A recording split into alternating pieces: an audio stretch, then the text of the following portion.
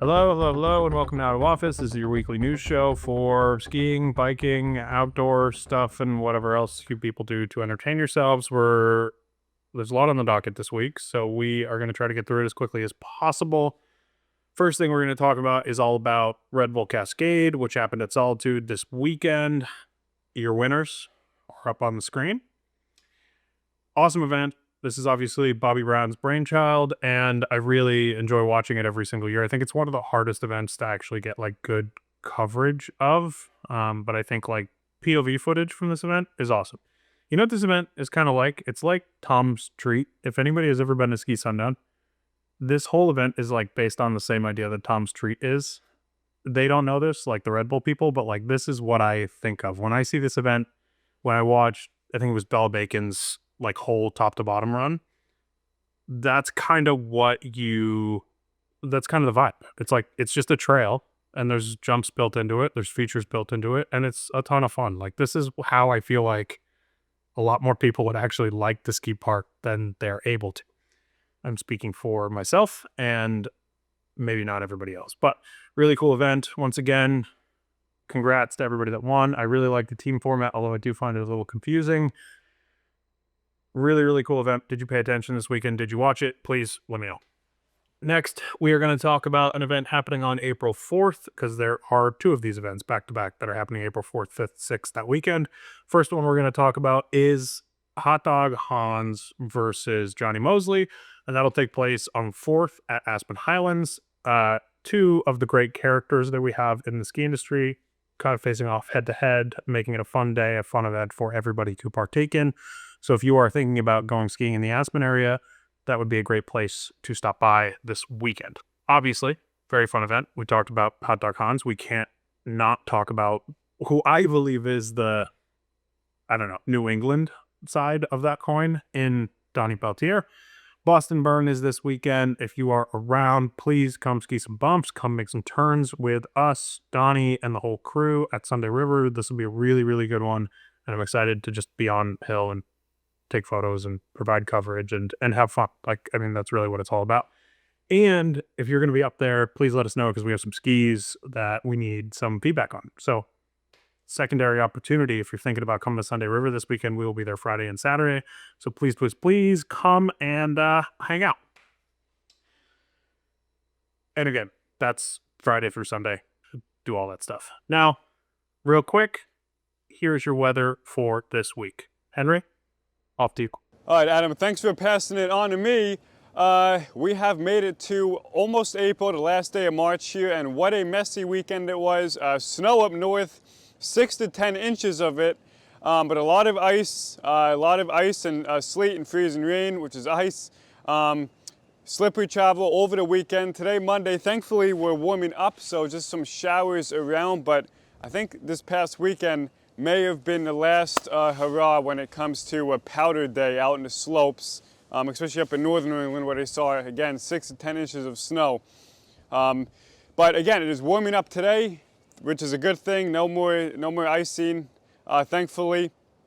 And then tomorrow, Tuesday, temperatures in the upper 20s, low 30s. Chilly day tomorrow, but we warm up again a little bit on Wednesday, 40s. And then Thursday, another system moves in here, but it looks like mostly rain. Cannot rule out a little bit of icing, though, potentially across the interior. Depends how far north that warm front makes it. If the warm front makes it further north, then we're going to be talking about temperatures in the 50s, even some 60s possible if it makes it that far north. But it looks like rain right now, I'd say, for a majority of people on Thursday, with that chance for some freezing precipitation across the interior, especially with elevation, but we'll keep an eye on that. And then Friday, looks like Thursday night kind of moves out. Another system looks like it on Friday, some showers around. And then for the weekend, looks unsettled right now, but chance of some, again, showers, rain. Not seeing any other snow opportunities, although we've seen crazier things happen before in April. But I'll tell you, it's been a lot to track over the last week or two here, and stormy pattern. But I think we're going to start getting away from the colder pattern, and as we get towards the later first week and especially second week of April, really going to start to warm things up here, I think. But we'll keep an eye on it for you guys. Again, it's spring in New England.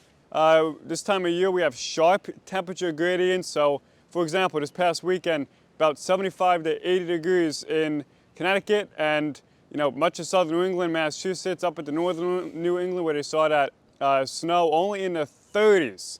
So that's pretty insane. But yeah, I'll keep you guys updated. And not much wind concern this week. So I think the ski mountains that are still open actually won't have a problem with any wind. Shouldn't, at least. But yeah, I'll keep you guys updated as we head into April, and stay tuned. Now, I said there was a lot this week, and I meant it. Some of the stuff we're going to talk about right now, some of the stuff we're going to talk about in an individualized format going forward. Before we do that, I would like to remind people that the long-form version of this show exists on Wednesdays. Adam X hosts it most of the time, and all of the time up until this point, but there will be episodes with guest hosts coming soon. Please take a listen to that if you're looking for more stories on people that actually make this industry happen. Really, really good series. I think the revamp of that show went extremely well, and he's doing a great job hosting it. So pay attention on Wednesdays. That's your spot. Last week he had Ted Liggerty Bibberty on, and he killed it. It was a great episode. Very, very enjoyable stuff. So pay attention on Wednesdays to the Out of Collective podcast. But this is a news show, so we're going to talk about news. And last weekend at Canon, they did 80s Day, which is my favorite event that Canon does of the year. Obviously, they did Bodhi Fest the week before, but busy spring schedule for the people at Canon. They got 6 inches plus of snow, and it made for a great 80s Day. We sent our resident Charlie up to go get some photos and have fun and just ski in a fun outfit. He came up with some great puns, some great photos, and a whole bunch of other content that you guys will see shortly. Shout out to Charlie. Shout out to the team at Canon, because that is one of the best places to ski in New England every single time. And it is still really, really good. A 6-inch refresh is what everybody needed. So there's that. Now we're going to talk about more info on really the gear guide, because that is coming. It's coming in this fall. It's finally time to actually kind of talk about some details on what this format is going to be like. And I think people are going to find this format very enticing, because it is totally different than what everybody else has done up until this point. Everybody else either does online reviews where they're just read a blog post about how this person felt after their one day skiing on a product. We are not doing that. We also see options like a print mag, which I think is great. And I think there's a lot of value in print. I'm never going to say that there isn't, but it's like when you buy a buyer's guide, or you get a buyer's guide. I don't know if people actually buy a buyer's guide anymore. When you get a buyer's guide, you basically look through, skim through the thing, and then it just sits on a shelf somewhere or goes in a recycling bin, and it never really gets touched. We wanted to do something that could actually last a lot longer than that was a little more objective, and that was a little more fun of a format. So we are going to be releasing the first ever 12+ hour long YouTube video all about gear, all about all the gear for next season. It'll include things like these Alpenflow bindings. It'll include things like the new Fisher Traverse. It'll include the new DPS carving ski. It'll include a bunch of backpacks, like goggles, sunglasses. Look at these. Hold, please. So much stuff is going to be in this gear guide that you've never thought you wanted, but now all of a sudden, looking at this image, you definitely want. And the goal of this thing, we're not saying oh, this is the best ski of the year. This is ski of the year for 2024. I don't care about all that. I don't think anybody cares about all that. I think what the goal of myself and any of the testers and anybody reviewing product on screen is going to be is just, who is it for? Because I think at the end of the day, it's everybody makes really good stuff, but nobody knows. There's a ski for everybody. There's a bag for everybody. There's a goggle for everybody. How do we find the best mix, match, product situation for you? How are the deals available? All that good stuff. So keep an eye out. Subscribe to the YouTube. If you're not already a subscriber, this is a reason to be subscribed, because this will be the single biggest gear product that has ever come out. And somebody asked me, will it be bigger than Blister? I guess it will be bigger than Blister if we're considering the fact that it is all video, and this is 12+ hours, and it'll be chaptered and it'll be segmented out, so you can pick and choose what you want to listen to, and they'll come out even as individual videos down the line. But initially, it's this is going to be absolutely massive, and it's a lot of legwork for all of us. So I hope people support it, and I hope it works out really, really well, and I hope we have good takes. It's really, at the end of the day, is like, I hope people like the takes that we put out, or at least they are helpful. So there's that. Now, one of the last things that we were going to talk about this episode is price drops. Price drops are happening throughout the ski industry all across the board. I think it is a great time to be buying product, especially if you are looking at something that is changing for next year. I have seen companies go crazier, especially Elevate Company, which is K2 line, Flex, K2 boots, Vocal, Marker, DeBello, BCA.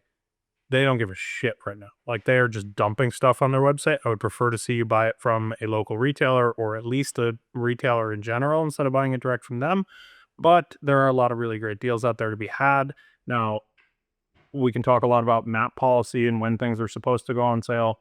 Realistically, like, these companies decide what their MAP policy is, and companies like Elevate can just go, oh, we thought it was next month, but now we decided it's been kind of a slow year. It's been a weird year for us. We ought to take back a bunch of product from another company. That we're not going to touch on this situation too much, but maybe eventually we will. They put themselves in a bad situation, so now everything is on sale. It's on sale earlier. They basically just got to decide whatever they wanted to decide. So very interesting stuff on the Elevate side, but in general, it is a great time to buy gear. I think if you are going to buy one piece of gear in the spring, it should be skis. I wouldn't say buy a binding right now, because bindings are whatever. Like, there'll be deals on bindings throughout the summer. I wouldn't buy a boot right now, because I think boots are the one thing that you pay retail for. You get a boot that fits really well, and you get it in a time when you can ski it right away. And yes, you can go ski your boot right now, but I would argue that skiing a boot in 40-degree mushy snow is not going to be a clear indication of how the boot is going to feel once actually winter again. So I always tell people, buy boots in the fall when there's closeout opportunities and new stuff available, so you can kind of split the difference a little bit and figure out what makes the most sense for you. But I don't think piecemealing setups at this point in the year is a bad idea. So if you're looking for a new pair of planks, it's a good time to do it right now. And that's it. That's it for this week. If you have things that you want to see us talk about on this weekly news show, please hit us up in the comments below. Make sure you're subscribed and keep an eye out for Really Big Gear Guide 2025. This is going to be absolutely freaking nuts. See you then.